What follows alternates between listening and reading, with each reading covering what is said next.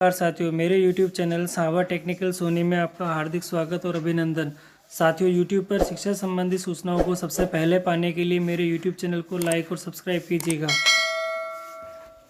तो आज मैं आपको यह जानकारी दूंगा कि आप शाला दर्पण के पोर्टल से employ identity verification authentication status कैसे चेक कर सकते हैं। इसके लिए सबसे पहले आपको शाला दर्पण के पोर्टल से लॉगिन करके अंदर आना होगा। देखेंगे तो लेफ़्ट साइड में 3 लाइंस दे रखी है, इसको आप क्लिक करेंगे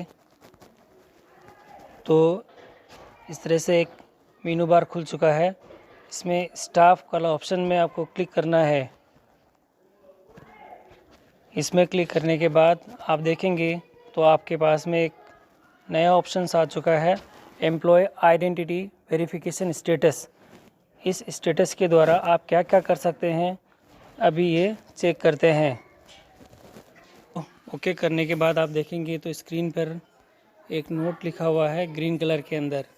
पहले हम ये पढ़ लेते हैं। प्रत्येक कार्मिक का आधार, ईमेल, मोबाइल स्वयं का होना आवश्यक है। तो ये सबसे इम्पोर्टेंट है साथियों। वेरिफिकेशन उन्हीं का होगा जिनका ये स्वयं का हो।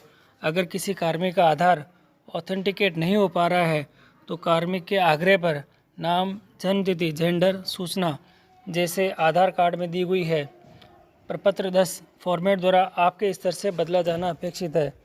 यदि प्रपत्र 10 में उसकी एंट्री गलत है और वास्तविकता में उसकी एंट्री जो है वह आप सबसे पहले उनसे लेकर आप स्वयं अपडेट कर सकते हैं शाला दर्पण के अपने माध्यम से।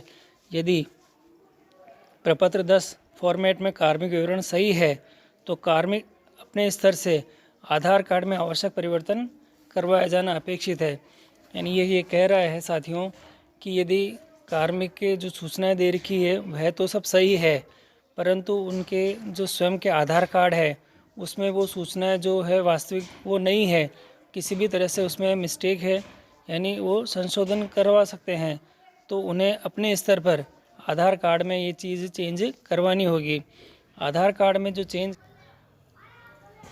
कार्ड में जो परिवर्तन हम स्वयं कर सकते हैं, इसके लिए मैंने एक वीडियो बना रखा है कि आप घर बैठे ही मोबाइल के माध्यम से आपके नाम, जन्मतिथि, लिंग, जेंडर इन सब में जो परिवर्तन है, एड्रेस में भी और जो भी सारे परिवर्तन है उन सब में परिवर्तन आप स्वयं घर बैठे कैसे कर सकते हैं, इसका लिंक मैं डिस्क्रिप्शन बॉक्स में दे दूँगा।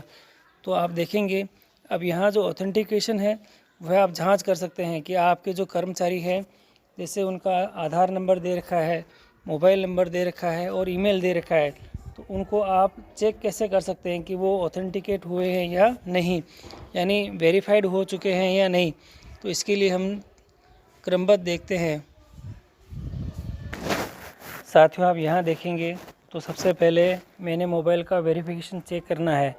तो यहाँ जैसे ही मैं इसको क्लिक करता हूँ तो मेरे सामने मेरे जो स्टाफ है उनकी सारी डिटेल्स यहाँ पे आ जाती है कि उनका जो नाम, पोस्ट क्या है, एम्प्लॉय आईडी क्या है, मोबाइल नंबर क्या है और वो वेरीफाई हुआ है या नहीं। यदि यहाँ पे हरा रंग का कलर नज़र आ रहा है यानी ग्रीन कलर है तो ये वेरीफाइड हो चुके हैं और आगे हमको इसमें कोई प्रॉब्लम नहीं है।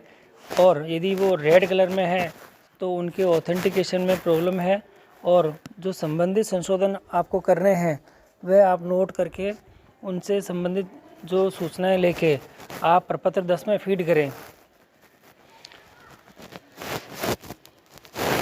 इसी प्रकार ये ईमेल का भी दे रखा है। यदि ईमेल वेरीफाइड है तो यहाँ पे भी उसके जो कलर्स है उसका जो रंग है वो हरा रंग नज़र आ जाएगा आपको, और हरा रंग का मतलब है वो वेरीफाइड है। और आप देखेंगे कि आधार के लिए भी जांच करेंगे ना, तो आधार के लिए यहाँ पे जैसे शो हो रहा है कि जो कार्मिक है उसमें से एक कार्मिक ऐसा है जिनके आधार का ऑथेंटिकेशन नहीं हो पाया है।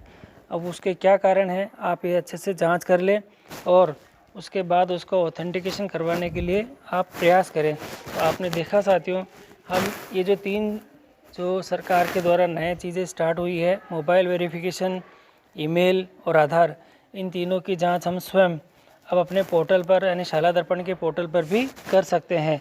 और जिनके मिस्टेक है हम उनको सूचित कर सकते हैं कि भाई आपका जो आधार कार्ड है या मोबाइल है या ईमेल का वेरिफिकेशन नहीं हो रहा है।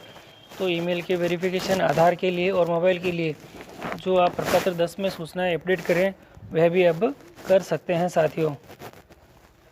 तो ये जांचने का तरीका है कि हमारे जो कर्मचारी कार्य कर रहे हैं उनमें से किन किन कर्मचारियों के इन तीनों ही चीज़ों के वेरिफिकेशन हो सके हैं।